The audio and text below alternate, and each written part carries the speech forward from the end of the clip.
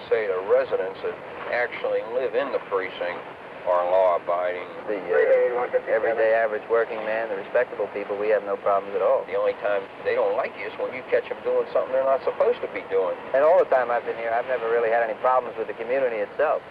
I don't consider this, you know, riffraff and whatnot out here in the street part of the community. If you've got a job to do as a policeman, and you might get about 5% of them might give you trouble, and the other 95 don't give you much trouble because they know whether they're wrong or right.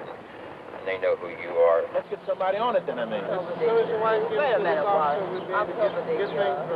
Take this red tape paperwork. Suppose he can't write his contract break on it, I mean. Red tape is good. They show you the form they used back when George Washington came over here. Write it all down. You know what I want from the police? What's that? I want the police to protect life and property in my neighborhood, and that's all. If you do that, then you'll cover everything else. I've seen them twice that I can remember, ride through this street. But never once have I seen them walk through this street.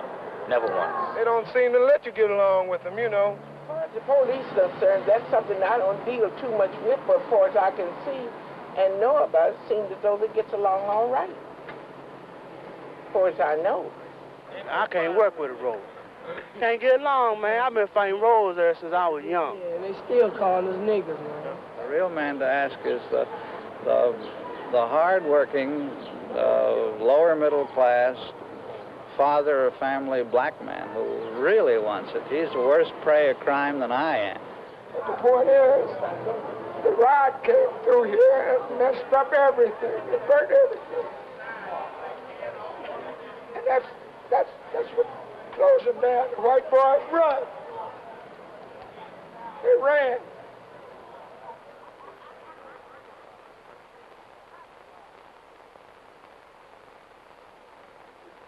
All those in favor, raise their hand.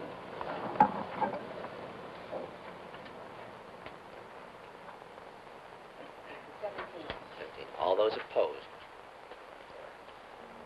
5. All right, the motion is carried. We'll proceed with the election of your chairman and vice chairman.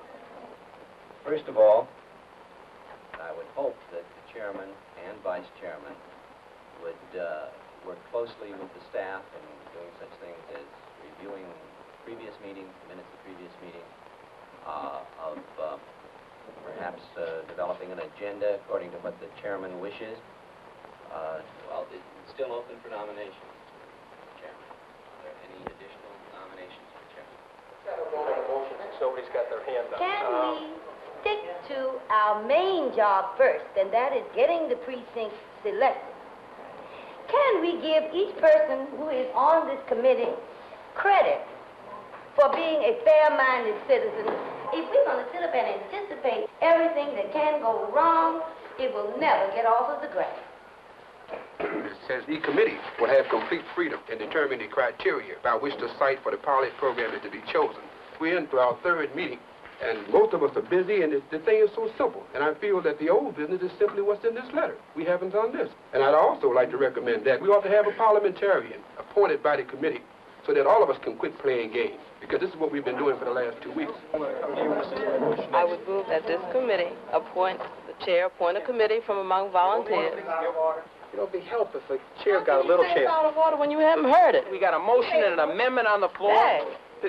So we've got... I suggest that we make much better meetings if the chair didn't participate too much. You know, I've listened to discourteous people long enough in this meeting. Make a poor chairman. What's all I can't understand it. The chairman should not talk as much as you. Man, I don't dig this at all. You know, for people that believe in orderly procedures, it's a very peculiar thing to jump up in the meeting and start yelling. Marion? Everybody and his mother knows that the police is the #1 problem in America. And if you all don't want to deal with that, that's your problem. But at least let me have a say-so and whether or not it's the kind of thing I want. And I don't think a lot of us understand that. Maybe we're happy that the mayor asked us to come here. I'm not. You know, no big thing for me. I've been on more important committees than this. So I'm saying that my issue is how do you get the committee to use its power? Now, I'm not concerned about what happens to Marion Barry because when I go out here, more than likely, I can deal with the police, more than likely. But I'm talking about what do we do for the 600,000 black people out here who do have a problem with the police. I move that the secretary call the roll and let each person at this point state whether or not he can carry out the charges of this letter as he was appointed by the mayor. You have the motion, Mr. Chairman. All you're supposed to do is put it on the floor. It'd be nice if I could, if we could understand it. Well, I understand what Mr. Baldwin's motion is. You have the I think it motion, was Mr. well Chairman. All you're supposed covered. to do is put it on the floor. I think this motion was covered in the first meeting. We all voted at the first meeting to carry out what it was we were called here for. So I don't see any point in having another roll call. I have a motion now, Mr. Chairman, on the floor. Second the motion. All those in favor of... Vote by roll call, and that was I said originally, by roll call. Oh. Yeah, we by roll call. Secretary, like to read the roll? James Baldwin. Yes. Marion Barry. No. Virgil Hines. Brown, 1st to 8th on the hour, station at 1. Moody, 8th to 13th on the half. 1:34 when Woods goes to court this afternoon. And 408T from 8 to 12. Littles, 13th to 16th on the hour. 14th and V is a school crossing all day. Marble, 16th to 19th. 1:32.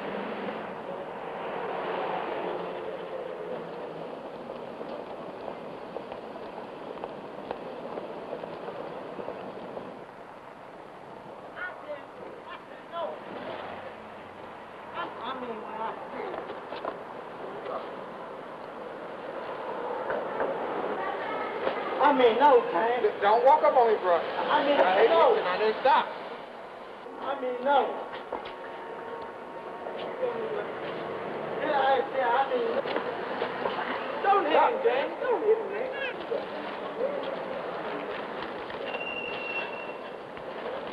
Get up, bro.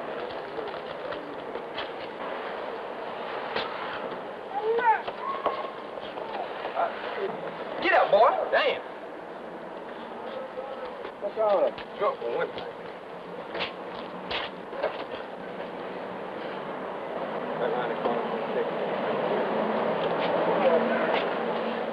Come on, babe. Come on, walk around this way. Try to come here and take, bro. Come on with it, man. Bro. Come on. Bro. Let's grab his leg. You take the coat, I take it. Carry him. Okay.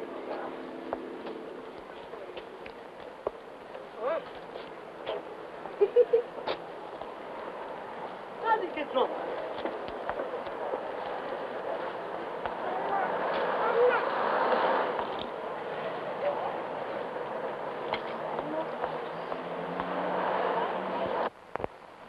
So my point is very simple. I feel that if I'm going to be out there, and I don't mind, 'cause I got a tough back, that I ought to get something for people out here in the community. I think that's my role as a leader, or in leadership position, is to get something if I can do it, and be beat to death if I can do it.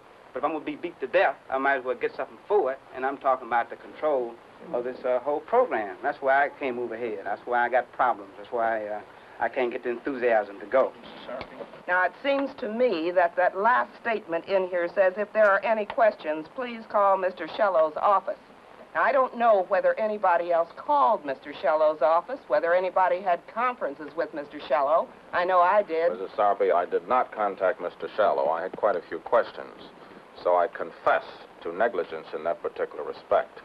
I would like to ask for some direction. I'm interested in the overall objectives and specifically how, once the precinct has been selected and either erected or occupied, it will function to speak directly to the problems for which this committee was created.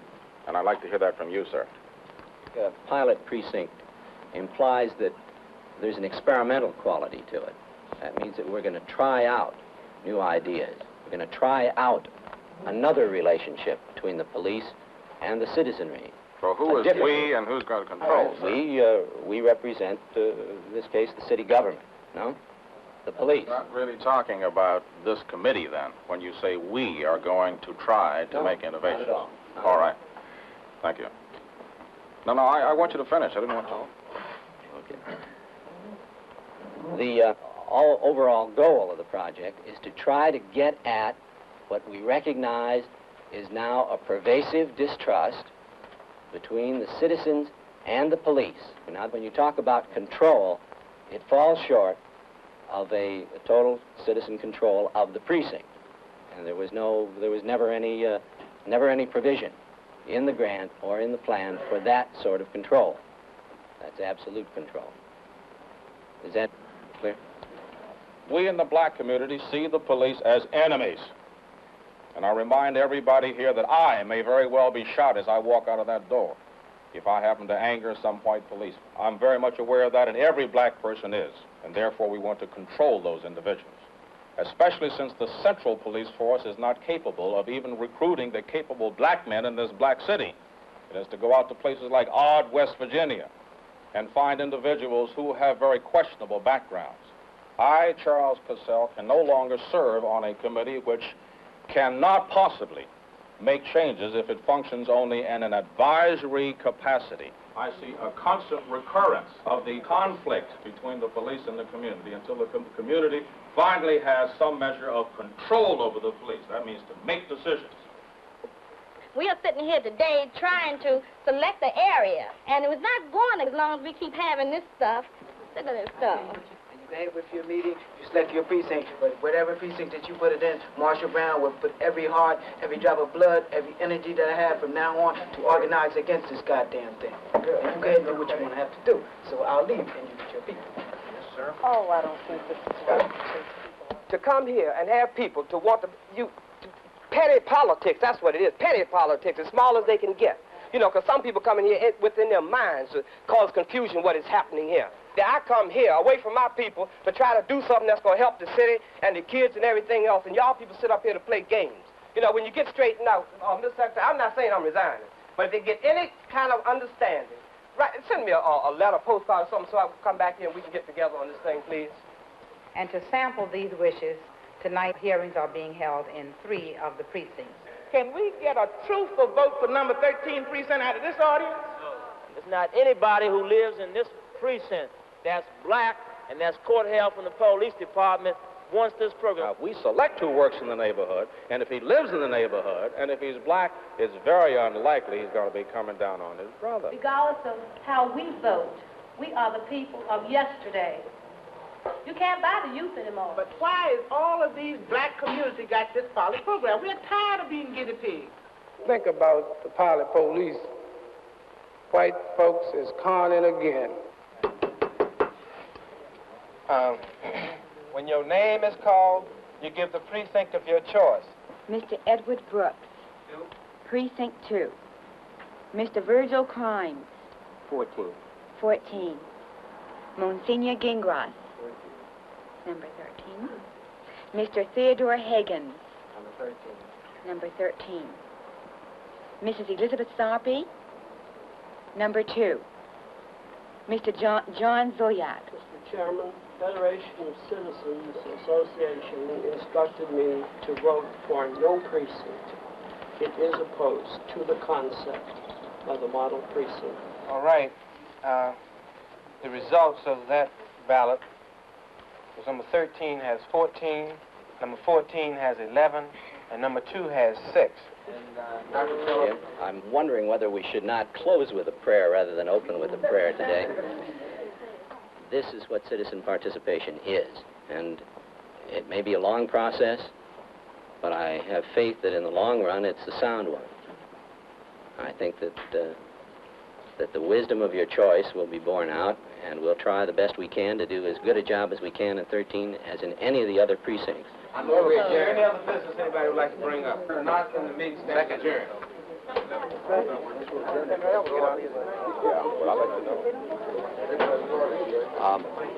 Regarding how to set up an election, this is a very complicated thing. It turns out to be also rather expensive. How many on the board? No decision on that either. I don't think you people have the right concept on this when you think that a police force is an adversary force occupying a territory. And I told that right to Mayor Washington, right smack in his face. Because they don't accept me as a first-class citizen, Oh, so I have to go do it ahead. myself. No, I'm not. Name a place where I'm a first-class citizen. Well, I think all the laws provide that you are. Well, nobody abide by the laws. They did. Wouldn't have to go to the police pilot thing. Well, now, you Nobody abide by the laws. just tell me where you're not accepted on that. I think you've got all the rights by law, haven't you? And so the group is so agreed, and this is your program, and Where you get paid? has everybody signed so they could be paid? Gentlemen, shall we begin to talk to the issues that have most importance to you, and feel free to talk. We're going to get a lot of training in the next year and a half. As it stands right now, we're supposed to be finding out what the problems of the citizen on the street are and how we should better react to them. How about them finding out about what our problems are, too? I made a suggestion, which was, in order to reach these people, is to have them here. The leaders, the Gaston Neals, the Rap Browns, the Marion Barrys, They're heard more than the decent citizens, because decent citizens go to work in the morning, they come home at night, and they're home, and that's it. They go out. The only time they're heard from is when they go down to the store and get robbed. How do you gentlemen feel about how that citizens group ought to operate? Do you want to talk about it a little bit? Anything at all that we do here is worth a try to avoid some of the disastrous things that have happened throughout many cities in this country that we've all been ashamed of. I don't know. Are we getting real readings on what the opinion is out in the community? There seems to be some attitude among maybe some of us that the citizens in this precinct have a completely negative attitude towards the police officers, and I don't believe this is true at all. Maybe everybody's not convinced of that. It's still not going to appease the militants down there that are causing so much of the problem to begin with. So whatever we do here is not going to help the situation down there at all. It's got to be the people down there. May I have your attention, please? Why, number 13, selected as a pilot precinct when it was under strong protest. They voted that the 13th precinct should get the project. Who is they? This project is an experiment. This is your opportunity, beginning opportunity, the citizens of the 13th precinct, from one end to the other, top to bottom, to have a say in police policy in your precinct. I see right here. We don't listen to what you have to say. I was one of those persons. And I went to the first meeting in the hope that I could get something done for black citizens in terms of police department. But when I got there, I discovered that the program had already been packaged and put together. Secondly, what we discovered was that when you finally got down to the nitty-gritty, these citizens would have more or less an advisory role rather than a control role over the police. And so I think we ought to understand this. Either we're going to let them know we don't want this precinct pilot program like it is, or we're going to control it. And if we can't control it, I think we're running out of here. That's my personal